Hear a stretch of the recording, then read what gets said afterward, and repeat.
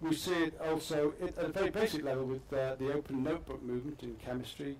So I don't think it's a particularly powerful movement right now, but chemists who say there's no point in me waiting 2 years to publish, there's no point in me waiting 4 years for a discussion around my product, I'm actually going to create an app that allows me to publish every time I get results. So pumping results out there and dealing with your peer group at the point of raw data, really, raw material.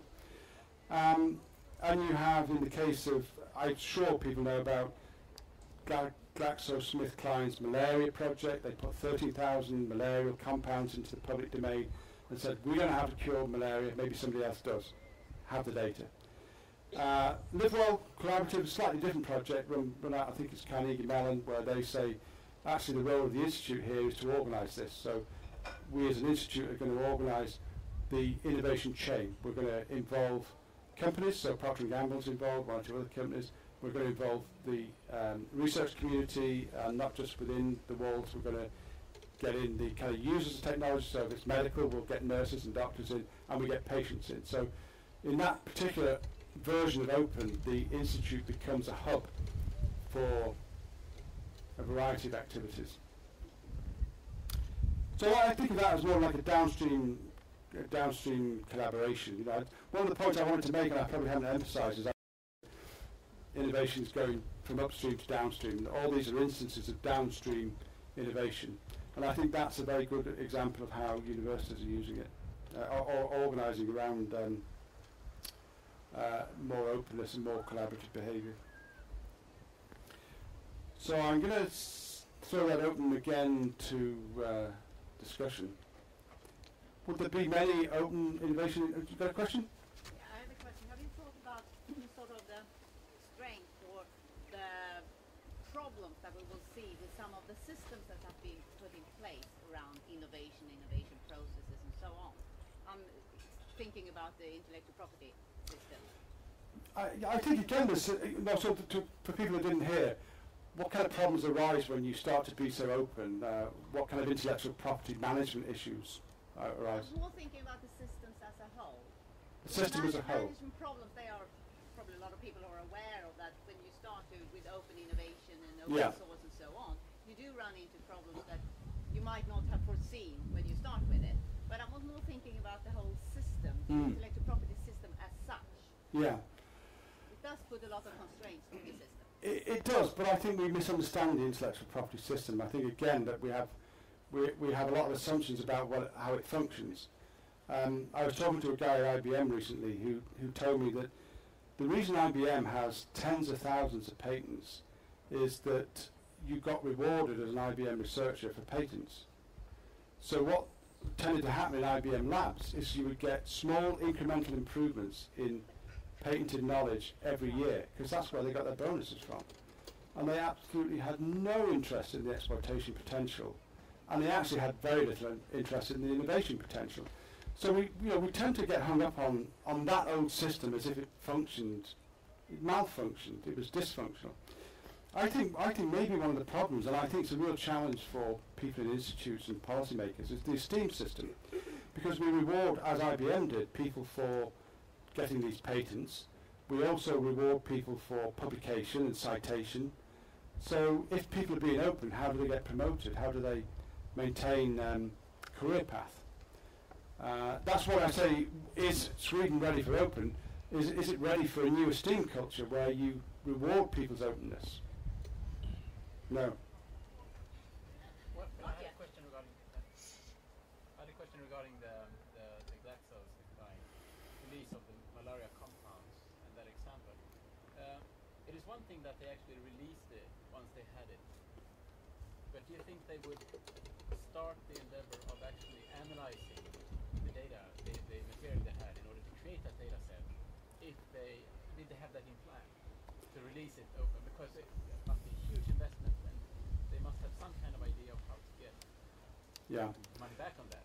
So was that a one-off, or is it? I think it is a one-off, and I think that there's a game going on with open innovation, and I'm trying to think how to illustrate it actually. When you get these grand competitions, the grand prize type innovation projects, I think there are two problems with it. I think there are probably a dozen problems with them, but I still think they're great. So the first problem, I think, is that most of the companies that get involved do it for the PR value. And I think in the case of GlaxoSmithKline, they got great coverage globally for it. And as you say, well, so what? You know, they, in terms of malaria cures, they haven't advanced it particularly, and they haven't funded it. They've not said, you know, this is a global search for the expertise that would, because they, if they were thinking that way, would want to recapture that IP, I suspect. I think there are other problems with these things. They've slipped my mind, so I'm not going to go into them. But offline we can talk about them. I'm sceptical about most of these initiatives if they're seen as the solution. And that's why I emphasised earlier on multiple innovation pathways. Yes, one comment, and you made this comment perhaps already. With the GSK, it's obvious malaria is a non-commercial area where you cannot make money.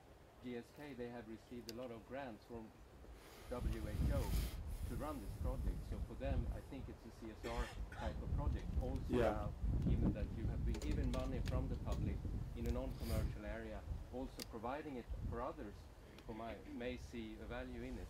So I think it's, as you point out, it's for PR value. The same with universities. In the US, there are in total 5 universities making money. Stanford, MIT, New Michigan, and 2 more. Net money on IP. So for universities, it's actually mainly to promote business. I think new trends make sense in the pre-commercial field. So I think with open innovation, we'll see that the pre-commercial areas will grow, because open innovation is a new trend. But I think the IP will still be there, because in some areas, and pharmaceuticals is definitely one, if there would be no IP, we will not get new pharmaceuticals in the main areas. Well, I think one of the, obviously you are more experienced in pharmaceuticals, so I'm not even going to begin to question it, but I think I might as well. Because I think that there are things around open IP. Let's think of an example. Somebody, in fact I wrote about it recently, when Netflix ran they ran a competition to find a 10% improvement in their recommendation engine, and it was hugely successful as a PR exercise. I mean, nobody writes about open innovation these days without reference to Netflix's price. But I wrote about a guy that actually pointed out that a 10% incremental improvement is a constraint. And if you really want to do open innovation, what you should say is, what about 100 times improvement? What's the maximum improvement we can drive through this? But we've gotten ourselves into constraint mode with a lot of open innovation, and that's because of the way it's structured. So I think there are a lot of those types of problems. And I was involved in a project, an open innovation project, where we did it through a public website, and we got something like, I think, 1,000 ideas in the space of 6 months, and it almost sank the boat, you know, because at that stage you've got 999 people to say no to. And people are not thinking through all the ramifications of open innovation. I think there are very many, but I still think it's. I still think the opportunity is there, and I think if you're a P&G right now, you'd be saying to yourself, we've got 10 years' experience of this, and we still don't know how to do it properly, and they will acknowledge that. So I don't think it's a reason to avoid it. You know, it's a reason to embrace it in cunning ways and be astute about.